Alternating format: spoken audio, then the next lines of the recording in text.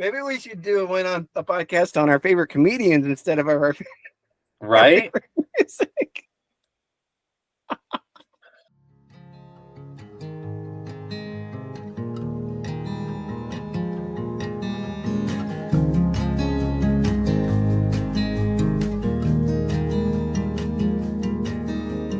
And we're back after that short commercial break of 1 week. Welcome to another episode of Bearded Bible Brothers. I am your ridiculous host, Matt, joined by Josiah Marshall. How are you, sir? Hey, I'm ridiculous too. Well, yeah. I mean, I wasn't like taking the crown on that one, but so we're starting lightheartedly, folks, because today is a standalone episode to help you get to know us, and we're just going to have a ridiculous and fun conversation about so far we've done some of our favorite books. We've certainly not exhausted that category. We did a bizarro episode on celebrity crushes. And so today we're going to talk some of our I'm still waiting to hear comedians. back from Chris Hemsworth about what you said. Yeah, I don't know that we're viral enough that he's ever even going to find our podcast. Probably not. I'm not sure that that's like a 6 Degrees to Kevin Bacon type scenario. I don't think he'll ever find Bearded Bible Brothers. True. But I interrupted your introduction. Please tell everyone what we're going to talk about today. That's okay. We're lighthearted on this one. Today we're doing comedians, some of our favorite comics. I think we're going to try and keep it to the clean ones. And yeah, with some of our favorite jokes that they do and stuff like that. So why don't you start us off? What are some of your favorite comedic moments or favorite comedians? Oh, comedic moment. Ooh, that actually brings up a memory. That brings up a memory.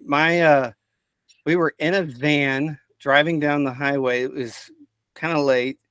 So who is we? You and all your clown friends, or? Might as well been.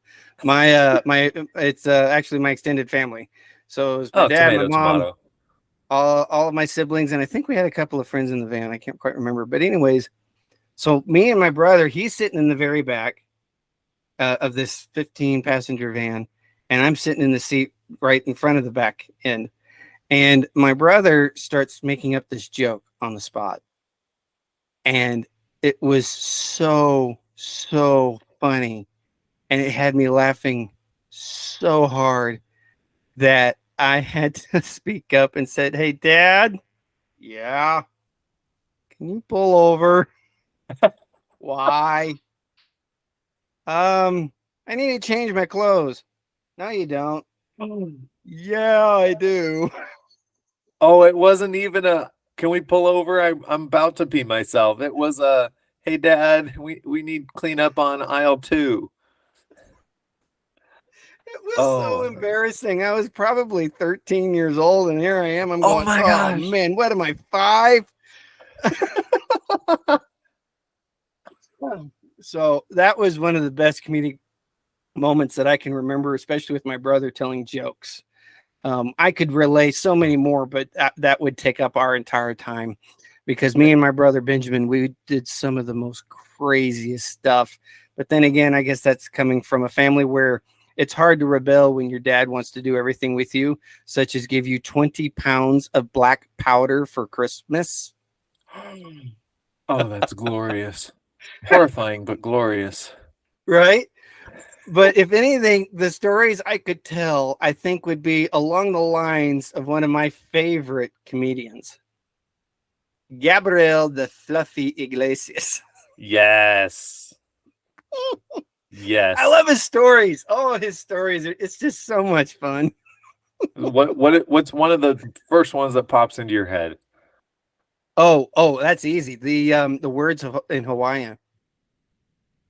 I don't know that I've seen that one. Okay, so it's his special, excuse me, special in Hawaii, and he starts off the entire bit with him talking about how you know if you're on a real luau experience, and then he'll talk about the Hawaiian words. Oh, it is just so funny. Oh yeah, that's one of my favorites. And I went to Hawaii recently, in fact, just a few months ago, and it was my 50th state. So woohoo, got them all. Nice. And so I'm there, and I kept expecting to hear somebody say "shoots," Roger that, and I'm not hearing it from anybody. Okay, At that just all. went way over my head. I don't know what that's a reference to. Okay, so for reference, Fluffy is sitting with a friend of his. He says, "Okay, can you explain some of these words to me because I'm not really quite getting it. What does shoots mean?" "Oh, shoots means yes." "Oh, okay. So if I'm going to go to the store and I ask, hey, you want a drink?" You'll say shoots. And he goes, "Roger that." "Okay, Roger that. What does that mean?" "It also means yes." "Well, can you give me a difference? What can you give me a description here?" "Yeah, yeah, sure." "Hey, Marv, you want to go to the bar?" "Shoots." And hey, Marv, you want to go surfing? Even more exciting? "Roger that." So it's even a more emphatic yes. Ah. All right. So it's a good one. But you didn't hear that when you were in Hawaii. No, I never did. I didn't hear it once. Not a single time. But we did go on a luau experience. And according to him, there's a bus that takes you from the hotel to the luau. But we took our own car. We weren't staying at a hotel. So we didn't get the bus experience, because the bus experience he does is kind of funny too. But one of the other stories that jumps out at me from him, let's see. Oh, there's a few. But having worked for 2 police departments, I was support staff.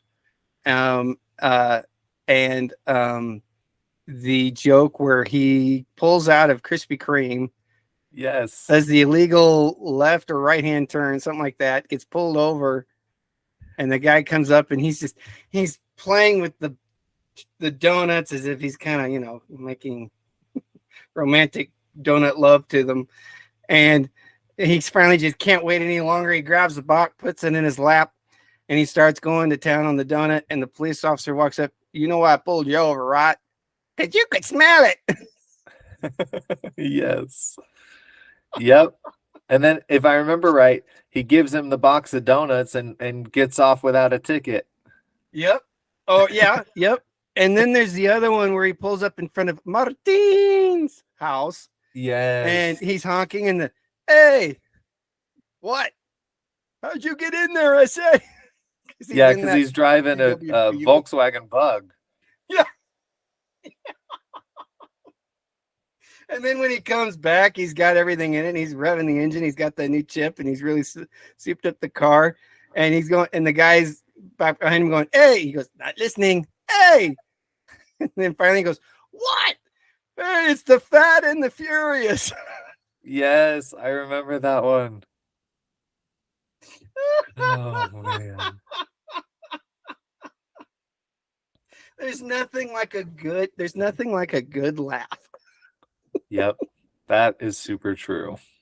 All right, let's hear one of yours. Comedic event or comedy? Comedian. I and my whole family really, really like Tim Hawkins. Mm.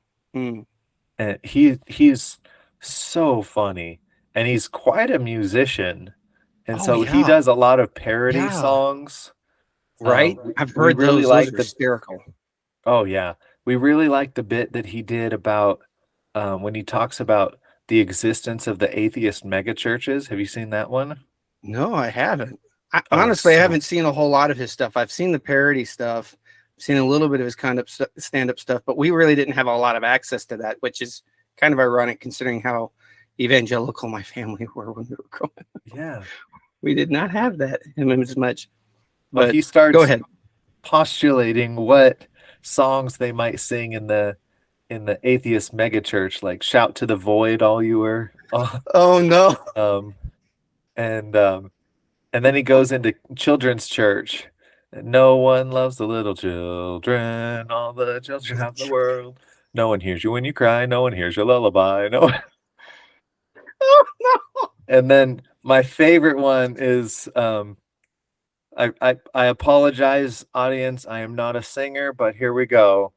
He goes, I am an A, I am an AT, I am an ATHEIST, and I have NOTHING to give me hope and certainty. And when I DIE, I will be ALONE.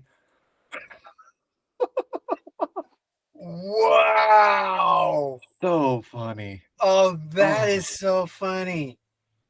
Oh man. And then he does one. I need to look He into this does stuff. the song. I don't remember the band, but Hey There, Delilah. He Okay. turns it into like a breakup song between Samson and Delilah. Oh, it's absolutely phenomenal. Oh. And it starts, "Hey there, Delilah. This is your ex-boyfriend, Samson." So good. You know what? So I'm good. actually going to look up right now. I'm in the middle of us recording. I'm going to look up and see if I can find Tim Hawkins albums. Has he made albums of his music? I don't know. He's done you know the sound of silence. He did a parody called The Sounds of Starbucks. Oh no. Oh, it's so good.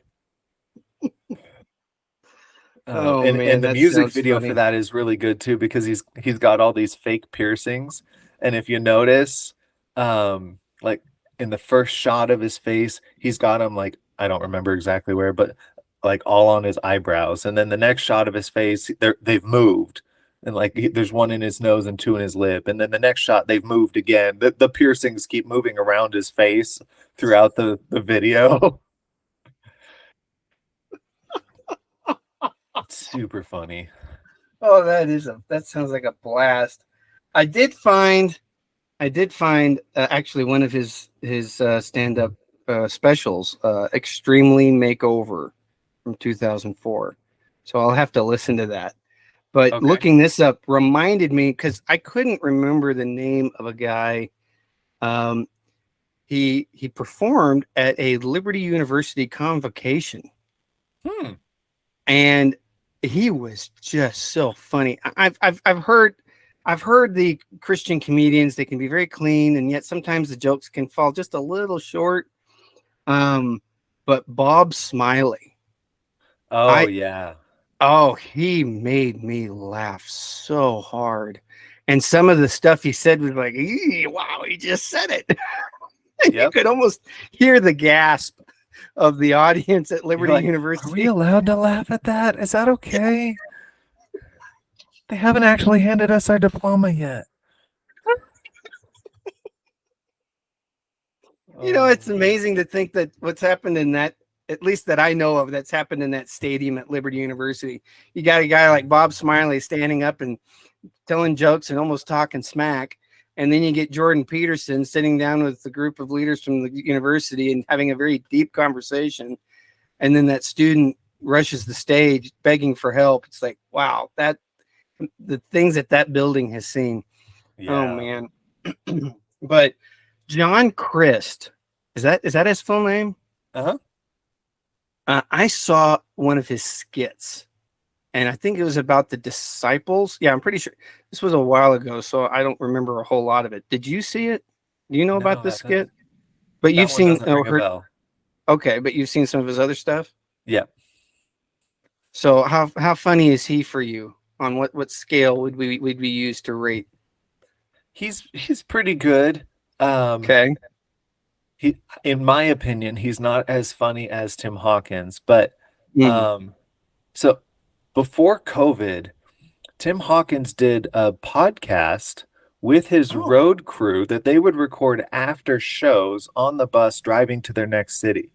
And the podcast is, I think it's still running, but it's changed and stuff. But if you listen to it, go back to those older episodes because they're hysterical. The podcast is called Potty Break. Oh, no. And at one of them, John Christ is on the bus with them, and it's absolutely hysterical. And John Christ, talking to Tim Hawkins and his road crew, recounts a story where he's I don't remember exactly how it goes. I'm probably going to butcher it, but he's in this hotel room and he's forgotten a bunch of his stuff, like his toiletries bag, or it got lost or something like that. Okay. And yeah, I'm totally going to butcher the story, but so he had called down to room service or something, and they were taking a long time. For some reason, he goes ahead and gets in the shower and is trying to make do with the tiny little bottles of soap. And while Okay. he's in the shower, somebody comes and knocks on the door, Okay. and he yells out from the shower without necessarily thinking about the word choice that he uses. And Uh-oh. he ends up shouting to whomever is on the other side of the door, "I'm doing things to my body." Like he couldn't have found any other way to say that. Like Oh he said, "I was trying to just communicate. I'm trying to get clean on this little tiny bar of soap." But it's like, oh dear. And no. Oh Tim me. Tim starts razzing him so hard. It was hilarious. It was so funny. So I found the podcast. They renamed it the Hawkins podcast, and one of the earlier episodes is actually entitled Bob. It's the 5th episode. Bob Smiley, Frugality, Clydesdales, and Coughing Pomeranians. And the description says that in this episode, Tim and Bob talk beach body workouts, marrying catch-ups, and how to get free tube socks on the road. Bob gets a deal on a $12 microphone and fashions his own shower curtain rings. Also, Tim's son, Levi Hawkins, channels his inner, quote, rich kid. Oh yeah. All right. I'm gonna save that right now. This sounds hysterical. It's good, hilarious, ridiculous, and punchy because it's after a show. They're all tired. You would assume that if they weren't actively recording, everybody but the bus driver would be asleep, but instead they're up and they're just making fun of each other, and it's really fun. You know, that reminds me of a bit that Fluffy did on his bus driver, and how his bus driver would just gives him grief too. There was one point where they're sitting on the bus. Well, him and Martine are sitting on the couch watching TV, and it's talking about a previous president wanting to build a wall between the United States and Mexico. Mm-hmm. And they're talking about the wall, and he said, yeah, I can make a wall too. And he starts closing the partition between the driver and the rest of the bus. And then he texted Fluffy with the statement of, "And you're paying for it." There's more to the story that even makes it more hysterical. I was like, wow. But he says this guy has never done wrong by me. He's always there exactly when I need him, where I need him. He's a hard worker, but he just says it like it is. That's so funny. Apparently he got the job with Fluffy because he used to work for some big country star, I don't know who, and basically pulled the bus over and kicked the country star off of his own bus. Oh snap. So he lost his job, and that's when Fluffy grabbed him, and he's had him for years. So whenever he's on the continent, that's who he uses as his driver. But oh man, wow! My wife saw. So back to John Crist. My wife actually saw him in a comedy bar in, of all places, Jordan Landing in West Jordan, Utah. And it's just one of the most random, weird places. Like, John Crist, what? Well, random and obscure. I know, right? But one of the things that Utahns love so much is comedy, but especially clean comedy. Sure. Brian Regan has probably been hailed the #1 comedian for Utah. He will come here with maybe, say, 3 shows planned. but he's learned to keep as much as 2 weeks to 3 weeks open in his schedule before the next one, because then he'll start adding shows. He will sell out every show here in Utah. So he just does like 2 weeks lapping through Utah. No, actually, he will stay in Salt Lake City. He will just plant himself in Salt Lake City, and he's learned to plant himself there. He'll have 3 shows scheduled over one weekend, but he's learned that before to space his visit from Salt Lake City to his next location to be at least 2 to 3 weeks, because he'll just start selling out more and more shows. Wow. So he'll just start adding them to the roster. Okay, let's take a break. Okay, now we'll do 2 today. And then those 2 will sell out completely. But the other bit of comedy that's really taken Utah by storm is dry comedy. Oh, like dry bar? Yeah, dry bar. Yep. And it's huge. There's a big dry bar place down in Provo. And so if you're ever on YouTube and you're watching the dry bar, those clips are from Provo. Huh. Now I'm using that as kind of a segue, and no, I'm not referring to the mall cop, although I still need to see that. What is his name? Fred Klatt. That's right. Fred Klatt. You ever heard of him? No, it doesn't ring a bell. So I was first introduced to him through my grandmother, and Matt is going to be reminded that he has heard of Fred Klatt in just a moment. Okay. And so my grandmother went on a cruise. She heard Fred, bought his live DVD, brought it home, showed it to all of us. We're laughing. He comes from this huge family. And so lo and behold, last year I got to go down and hang out with my favorite best friend, Matt Crosswhite. And I got to show him the very video on YouTube of Fred Klatt even telling the story of jumping off the roof with umbrellas, trying to be Mary Poppins. And the last one drops, and his dad walks out there, and he's talking to each one of them. Well, why did you all jump? And then you ask the last one, well, why did you jump? Well, I just didn't think they did it right. Yes, I do remember that. Oh my gosh. I need to see that one again. I should. Oh, there's one to show the kids. No, it'll give Joel ideas. What are you talking about? Oh, that's true. I don't want him jumping off the roof. Or it'll be a cautionary tale. I mean, he is a young boy, a young man. He probably has had the idea. You could just show him that and say, it's not a good idea. Here, watch this. Yeah. I think that's part of the function of America's Funniest Home Videos, is to teach your kids what not to do. Mm-hmm. Oh, and there's plenty of videos for that. Oh, vey. Okay, let's see. Just off the top of my head, don't jump off of a roof into a swimming pool. Mm-hmm. Don't jump off the roof into a bank of snow. Don't jump off the roof.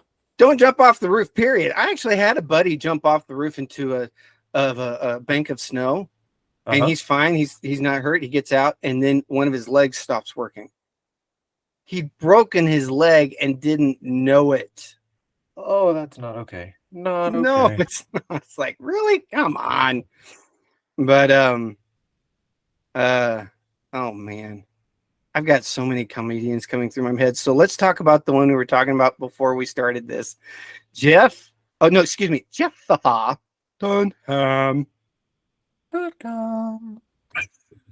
Yes, Jeff Dunham is hilarious. Yes, he is. So for anybody not familiar, he's a ventriloquist who has multiple different puppets. So Josiah, which one is your favorite puppet? Oh man, they're all good. I really like. Let's see. Let me talk through this. I like the banter between Peanut and a jalapeno on a stick. Yes, when he has both of them up at the same time. Yeah, oh boy, yeah. Let's see. You got Bubba J. Yeah, he's fun. Ahmed, he's fun. You know what? I'm gonna go with Walter. I knew you were gonna say Walter. I knew Yeah, you why is would. that? Because you're the kind of guy that just would laugh at crotchety old men. That is so you. I totally see that. Yep.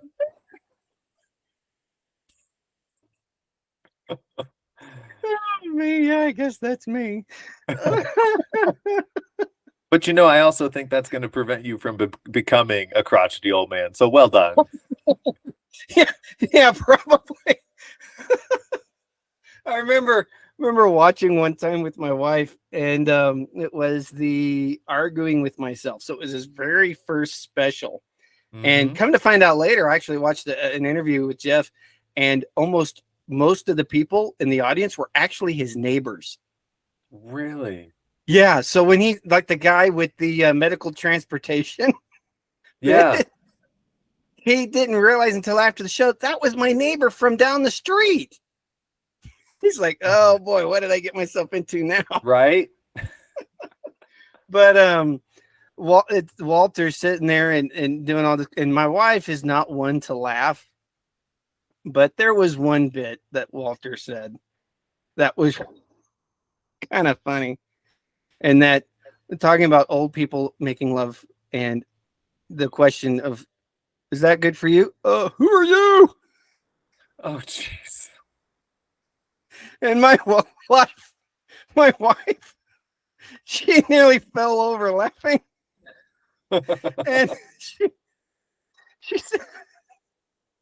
she said, for some reason, I can picture you saying that in years to come. I was like, oh my gosh.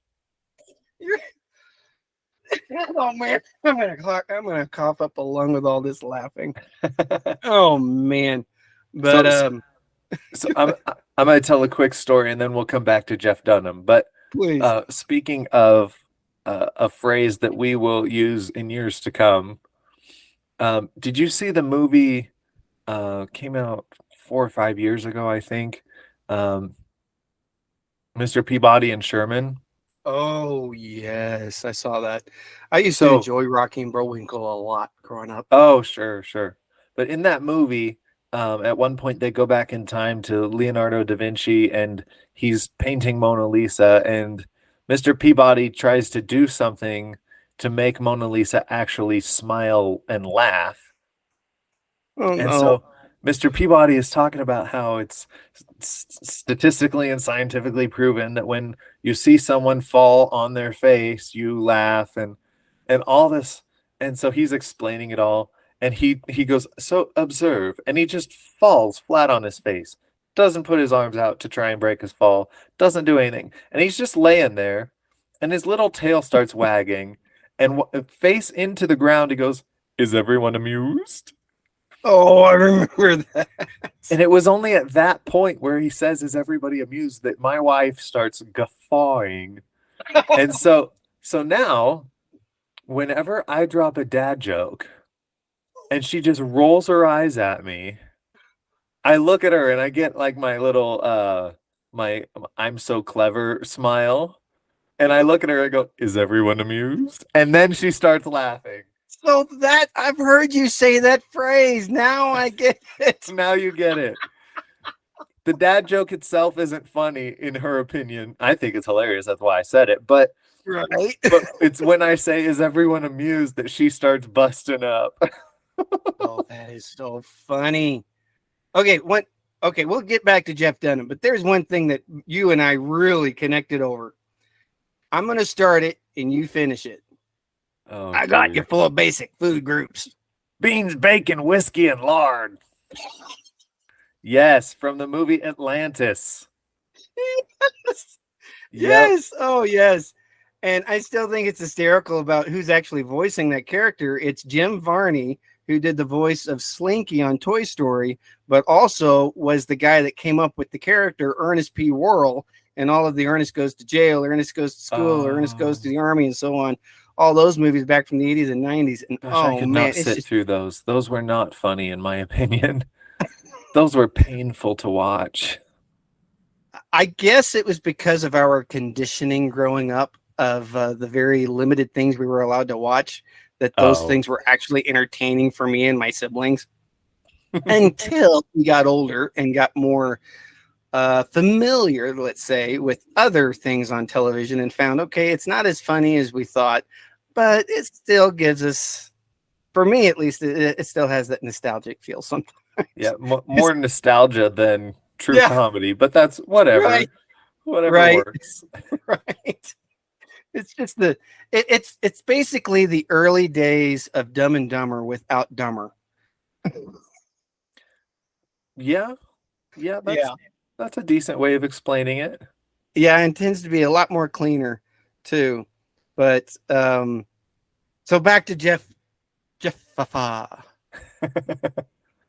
So your favorite is Walter. Yeah, what's your favorite? I think I like all of the puppets. But I think I gotta go with Peanut. Because I just love the ADHD. Uh-huh. I love that he doesn't take Jeff seriously at all. That he's just like he's like a 13-year-old that's had too much sugar. Coffee. Yes. Did you see the one where Peanut comes out of the suitcase and he's trying to greet the people of the audience, but he forgot what city they're in? Have you seen that? Yes. Oh yeah. And he wrote it down and he reads it. And he's like, yeah. Oh yes, it's so nice to be here in Sa-na-ta-ana. It's like, what is that? It's Santa Ana. No, it is not. Santa Ana. No, it clearly says Sa-na-ta-ana. Oh my gosh. And then they talk about what the drive it was to get there. It was like hell. And then they're in the weather. It was like hell. So where are we? We're in hell. And everybody in the audience just cheers. They think it's hysterical. Yep. And that's why I like Peanut so much, because I'm basically an overgrown, bald 13-year-old. So that's my kind of comedy. Okay. All right. So if I was to put these guys in rankings, because I like them all too. I completely agree with you. Wait. Before we start ranking anybody. Oh, no, I was going to rank the puppets. Oh, got it. Rank the puppets. It'd be Walter. Then it'd go to Peanut for sure. Let's see here. Let's go. It's hard with Ahmed and Bubba J, because sometimes I'd go Bubba J simply because a lot of his stories are all too real for me, because I have so much extended family that lives in Mississippi through my mother's side. I had cousins that married each other. I had a cousin whose name was Donnell, but when you spelled it out, it was ORNAIL.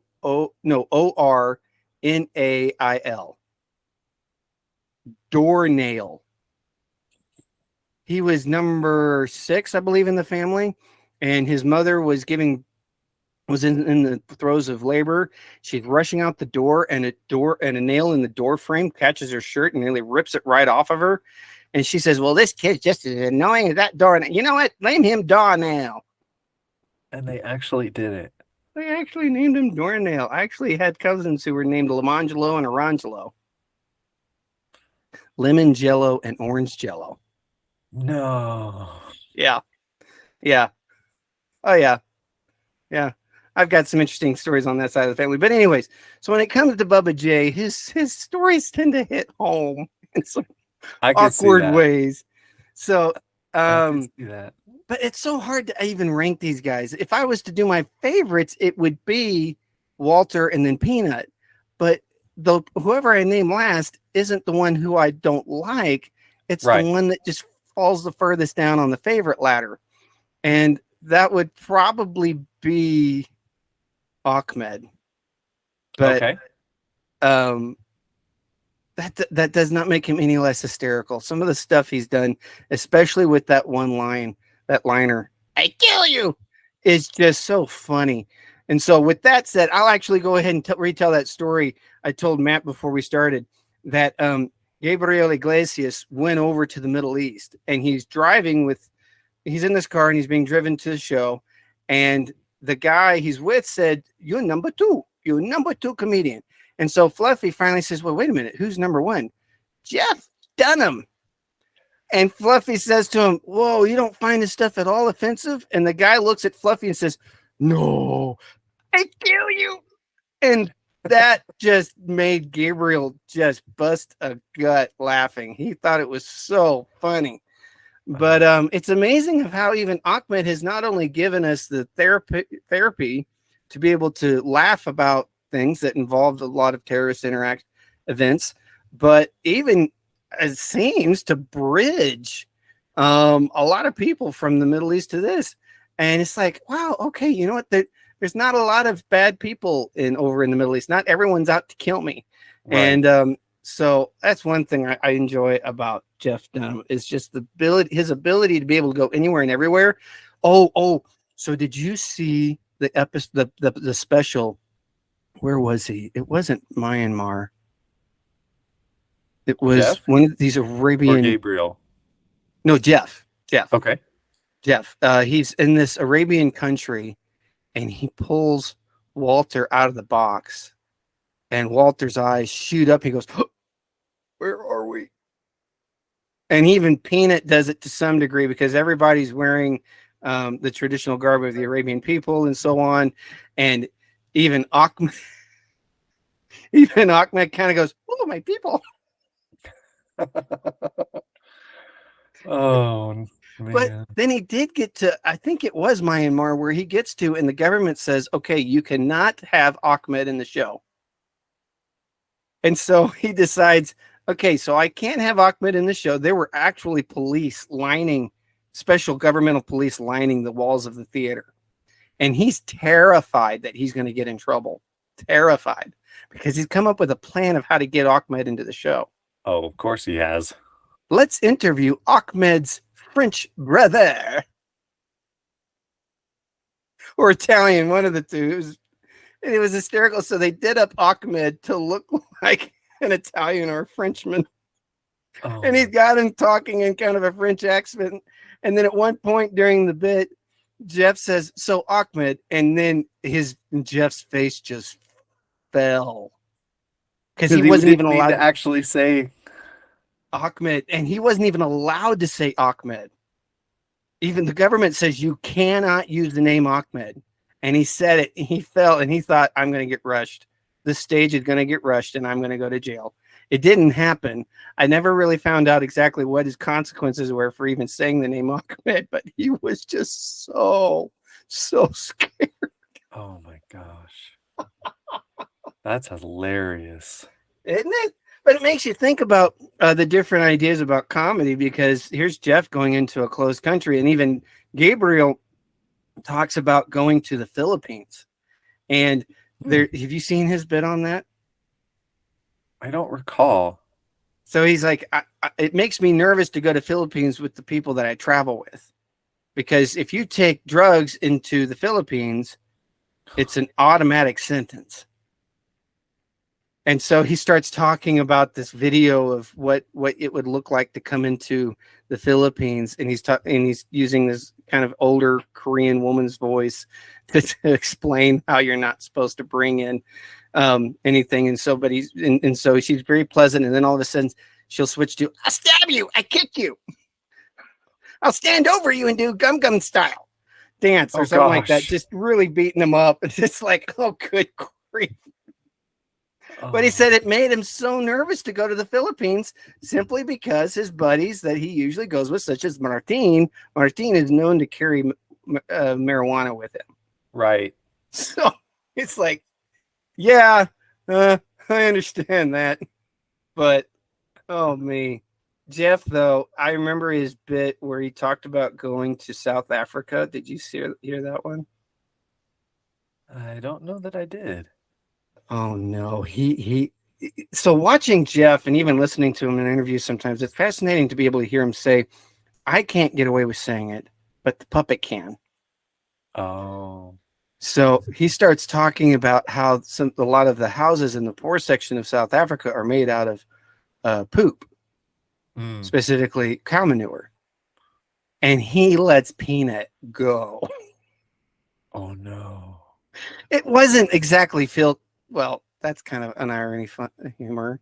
It wasn't exactly filthy, but still, it sure wasn't clean. Right. But did you know that Jeff actually has a cartoon? No. I haven't seen it yet, but it's Ahmed and the characters in this cartoon show. Huh. Yeah.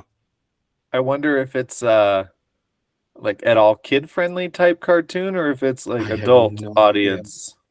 I have no idea. I've wanted to see it. I've never really gone looking for it, but I've wanted to see it. And I think it's actually entitled Ahmed. Okay, and it's like all of the characters, all of the puppets. That motley crew. Yeah, this is what it's called. Ahmed Saves America. Oh my gosh. Okay. Oh wow! And there's actually it's streaming on a lot of things. Prime Is Video, it? Fubo, Tubi, Pluto, Freevee, whatever that is. But yeah, apparently it's streaming on there. I had no. And then there's also another one called The Adventures of Prince Ahmed. Oh, sorry, no, that's something from long ago. That's not even related to Jeff Dunham. But anyways, yeah, they're random information, folks. Right. So the synopsis is that from the inventive mind of Jeff Dunham comes the first animated it's a movie starring the world's most beloved failed bad guy, Ahmed the Dead Terrorist, the little skeleton that couldn't unexpectedly finds himself in Americaville, USA. There, Ahmed is mistaken as a French exchange student while he bumblingly plots to destroy the town and all its infidels. But when exposed to the sweet things in life, Ahmed's campaign of hate turns into a patriotic all-American love fest. Oh, dear. Oh, my word.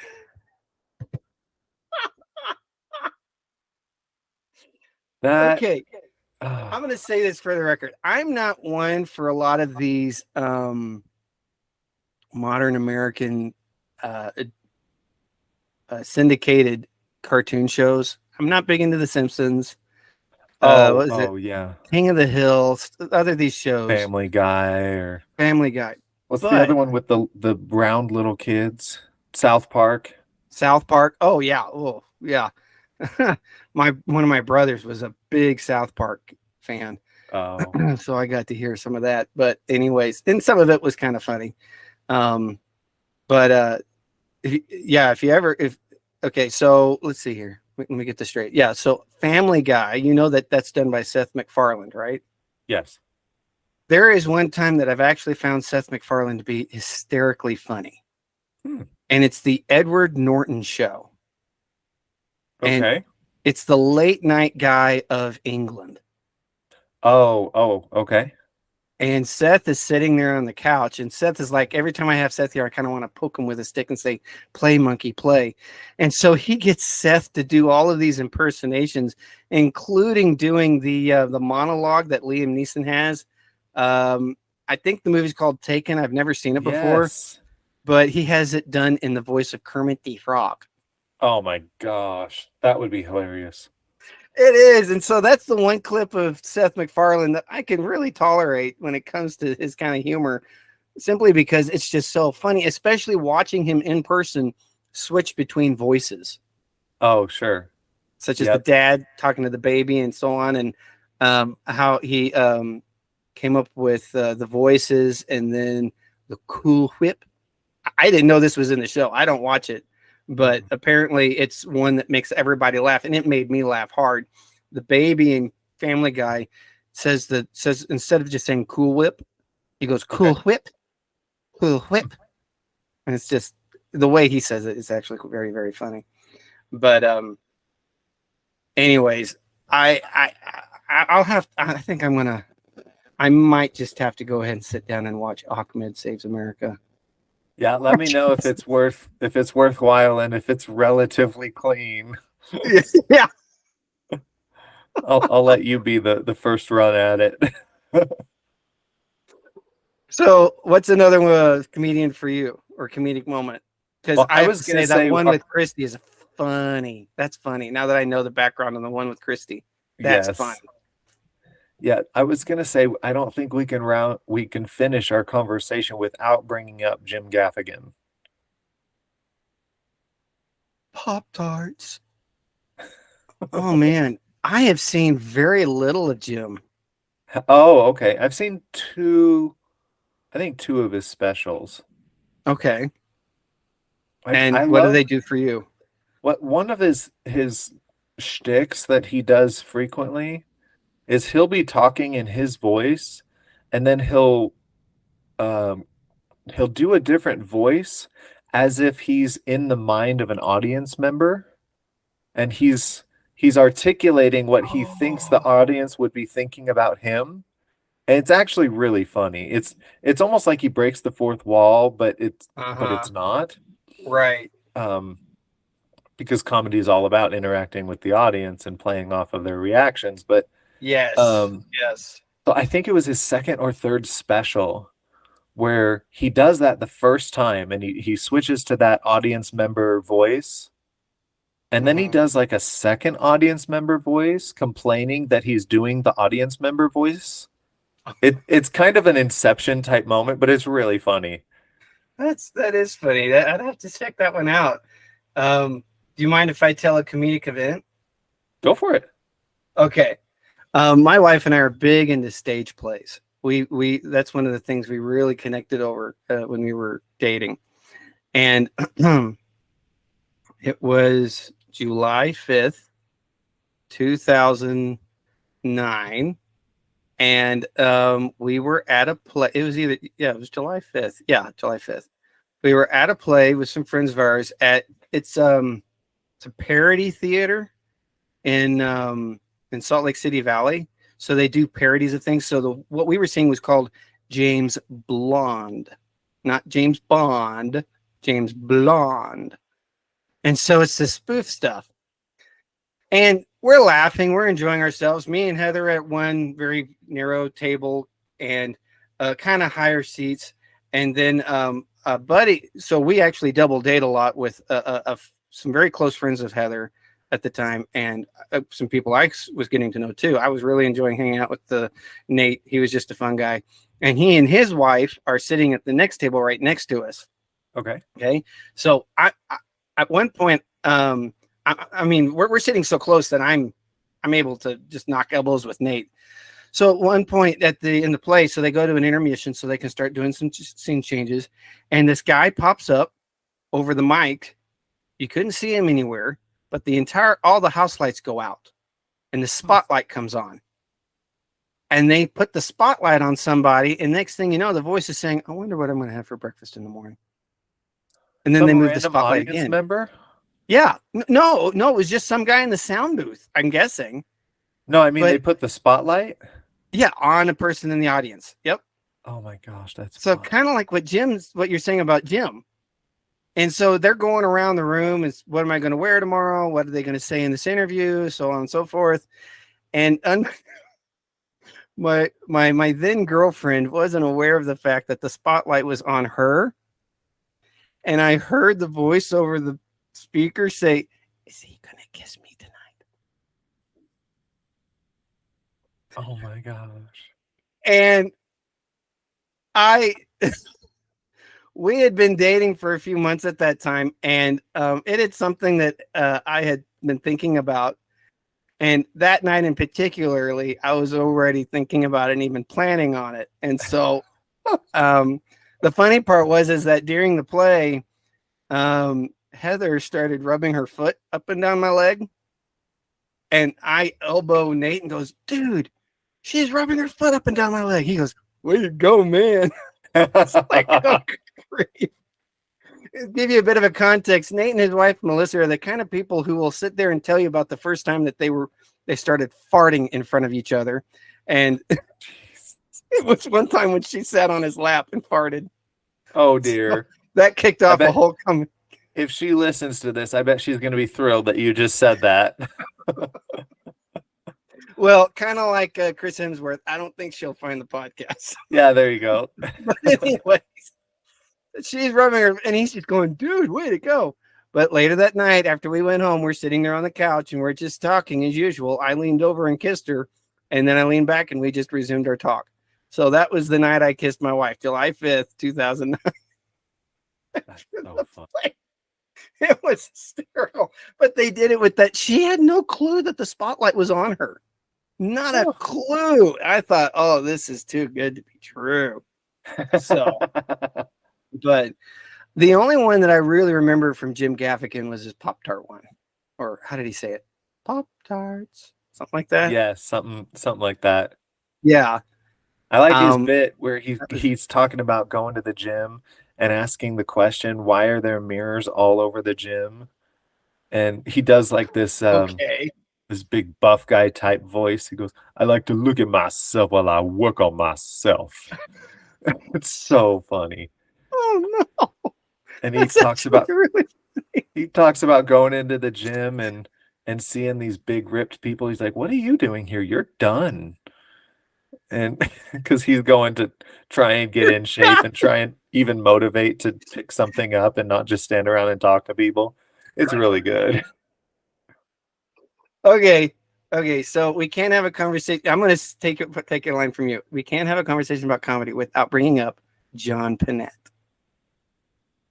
I don't know that I know that one. Okay. Well, I'm going to bridge it with a gym joke that he even has. Okay. And he's going to the gym. He's trying to lose weight. Now, FY, just for general information, John Pinette will even say this himself. He was fat.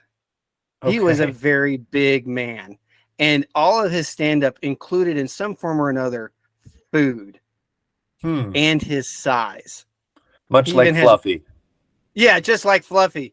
John Pinette even has himself at a water park, and he goes down this tall slide, and instead of just falling into the water, he skips across the water, and like Free Willy, lobs over the outside fence and into the parking lot. Oh no!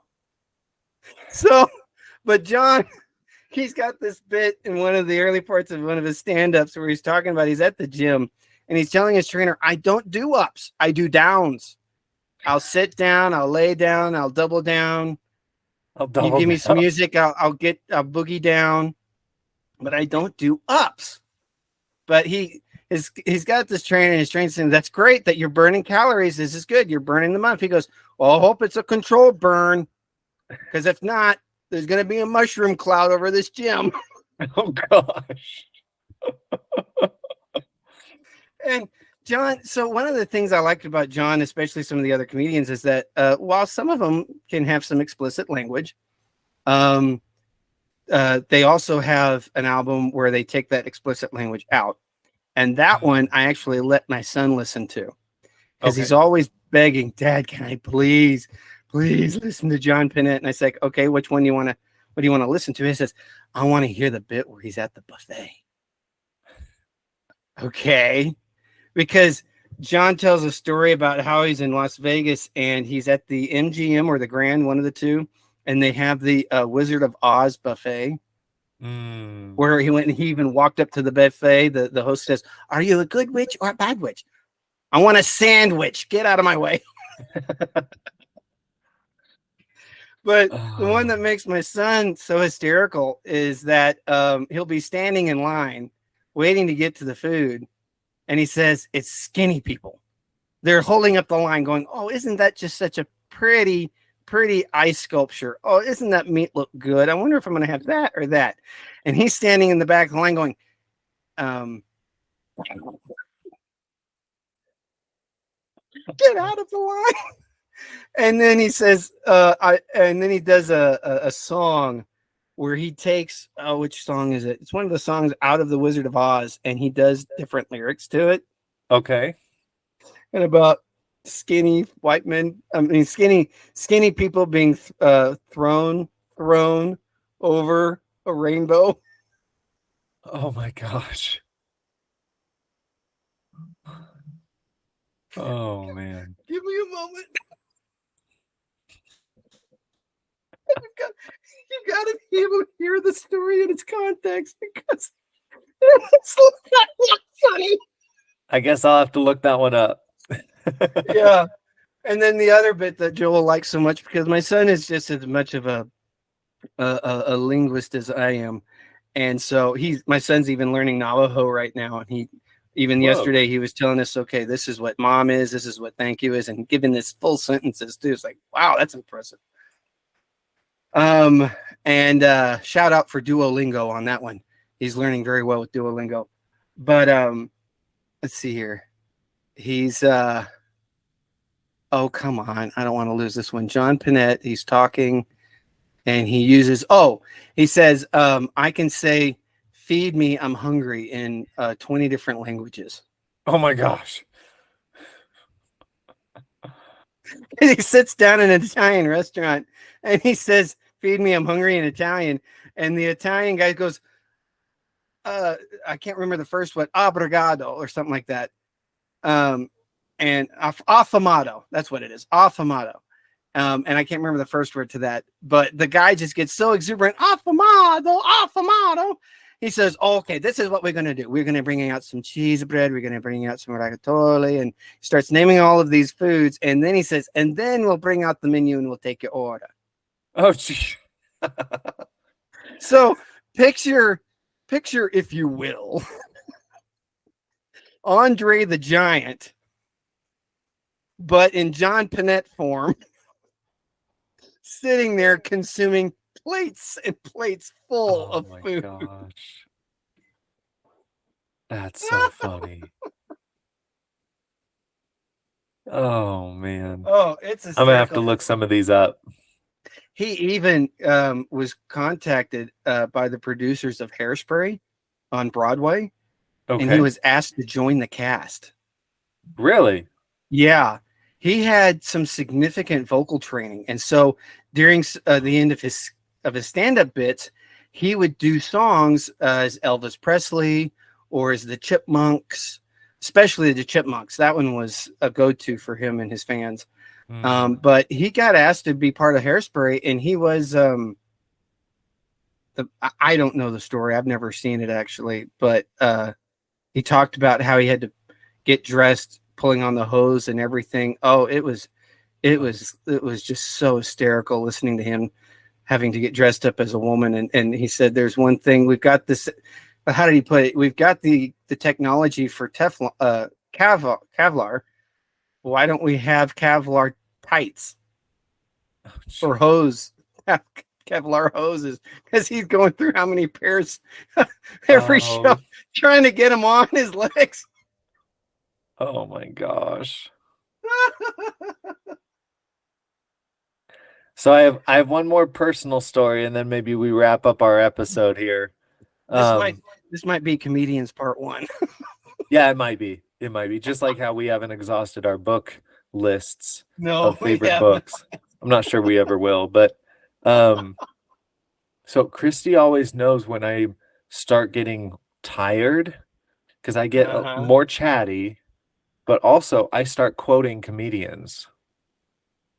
And for the record, folks, I will attest to this. Yeah, when you came down and visited us, you saw that. So I'd start quoting comedians or movies, funny movies. And so most of the time it's either I quote a stand-up comic or I start quoting Shrek in the ordinary dialogue that we're having. And she's like, all right, you need to go to bed. You're done now. And so kind of with that, and Christy said that in front of me when I was down there. Just so you know, folks, Christy will do this even in public. You need to go to sleep. Yep. Yeah. Oh, she loves to point it out. She loves, he's getting tired. So with that, I cannot wait. My son is currently 3. I cannot wait to see what he does when he starts getting really, really tired, when he's a little bit older. Oh, it's going to be hilarious. And has he seen Shrek yet? No, not yet. Oh, not yet. But I'm sure we're going to quote it back and forth to each other. It's going to be great. Absolutely. He has started sleep talking and doing different voices for different characters. And I used to do that when I was a little kid. I used to sleep talk. Oh yeah. I used to sleep talk and do stories. I used to have full-on conversations with people who were awake while I was asleep. But yeah, doing different voices. Danny loves doing different voices. He makes a new friend at church, and then he'll call them on the phone with his little play phone, and he'll do their voice on the other end and have a whole conversation. What's really fun for us as parents, speaking of comedic moments, is to take a video of him in the backseat in his car seat while he's on the phone with one of his friends, whether it's another kid or an adult, it doesn't matter. He's on the phone with this person. We take a video of it and send it to that person. And one of my friends, Jason, we did that this weekend because we left church and Danny's on the phone with Mr. Jason, and he sends us a video back of pretending to be on the phone with Danny. It was so funny. And he's talking about the most random things and butterflies and pizza. Oh, it was hysterical. Oh, man. Oh, that's great. That's the sort of thing you put into a video journal for him, so he can watch it. Years later. You put into a video journal and you embarrass him in front of his prom date someday. That's what I look forward to. Yep. Oh, you kids go have a good night. By the way, when Danny was young, he used to. Yeah, that's when you pull out the naked baby pictures. Oh no! But in Danny's case, that's when you pull out the videos of him talking. Yep. Okay, you know what? I'll add one more. Okay. This is a personal comedy moment. I've told you this story before. I think it's hysterical. So, when my wife and I first got married, she discovered I talk in my sleep. And of this story. I know exactly where this is going. This is one of my all-time favorite Josiah stories. I've used this as a sermon illustration before. I don't know if you know that. You have not. I have. Love you, buddy. All right, go ahead. I'm gonna have to hear how that one went over. That's hysterical. I think it was about the importance of knowing your scriptures, but go ahead. Tell our audience what it is. Okay. As soon as you collect yourself, go ahead. I can do this. Okay. So I get married and she starts discovering, oh, he stalks in his sleep. Yay. But then she would wake up and hear me talking and not able to understand me. So one morning we wake up and she says, you scared me so bad last night. What were you saying? And I wake up and she plays me this thing. So she recorded me on her phone. So she starts playing this recording of, and I'll give a little bit of context to this. My wife is known to record me when I'm not completely lucid, especially when I've come out of surgeries. Yep. She will. I take forever to wake up from anesthesia. I love those videos of teenagers that just got their wisdom teeth removed, like those types of things. Yep. And there was after my shoulder surgery, she's sitting there with a video going and she's getting me talking about all these different things. Oh no. And it's so funny. And then even on the drive home, she hands the video camera thingy to a buddy of mine who's sitting behind me, and he gets her and me talking in this loop. So I'd lean into the door, and then if she said the same thing, I would say the same thing, and it'd just be the same conversation over and over again. But so my wife is aware of the fact that if she gets me at the right time, I can be talkative and create a great comedic experience. But in this case, she was truly troubled because she's waking up going, he was nearly yelling in his sleep last night, and he wasn't even talking in English. So I listened to the recording, and it's me talking in Arapaho and Apache over a horse. Because back in the day, I used to study a lot of Native American languages and I know some others. But anyways, she's going, okay, so that's not as bad, but do you have to sound so mean? It's like, I didn't mean to. Elbow me next time. Wake me up. Well, next time comes, and she is even more freaked out than the previous time. So she grabs her phone, she hits record. She said she nearly woke me up that night, but the next morning we're eating breakfast. She goes, "Okay, you really scared me last night." I said, "Well, I'm sorry. I didn't mean to scare you. What happened?" She turns on the recording.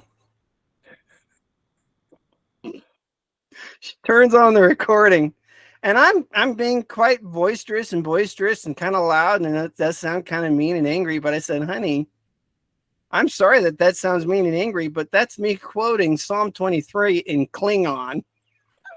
And she loses it. Klingon. I love it. Oh my goodness. So I've asked her recently, do I still talk in my sleep? And she goes, yes.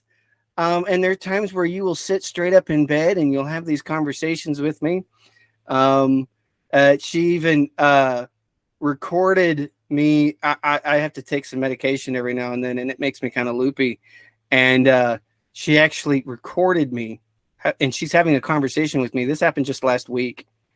And she played it for me the next day. I had no memory of it whatsoever. Sure. And it was so embarrassing. At one point, apparently, I'm holding up my hand kind of like this. And I kept saying to her, look, it's a speed square. It's a speed square. You see that? It's a speed square. Yeah, that's a speed square. And then at some point, I finally raised up my right hand and I go, ooh, look, a 5-in-1. A 5-in-1. And so for those of you with some construction knowledge, a 5-in-1 is a tool that actually has 5 different features on the tool that you can use in 5 different ways. But she's looking at all 5 of my fingers and just laughing out loud, going, oh, a 5-in-1. Now that's great, honey. Oh my God. Even several months ago, I was on the same medication, and she had put me down for a nap because it kind of makes me loopy. And she heard me yelling from the bedroom, I can do math. I can do math. Oh. And she comes in to quiet me down, and then I had immediately slipped into doing this. The hills are alive with the sound of Oh my gosh. That's my wife's experience with having to sleep and live with me. Because no, that's just I'm sure that just scratches the surface of your wife's experience having to sleep and live with you. I'm sure that is not exhaustive of her experience. I still say at some point when we're feeling especially brave or dim-witted, one of the two, we should be courageous enough to have our wives on the podcast with us. I agree. I think that would be hilarious and potentially embarrassing, but that's fine. So embarrassing because they'll tell all of our secrets, not because we're embarrassed of our wives, but they'll team up together and just start razzing it. They'll take over, but it might be worth it. That would be a hilarious podcast. Maybe we'd be doing a topic of marriage, maybe, and we'll have them on it. That'd be good.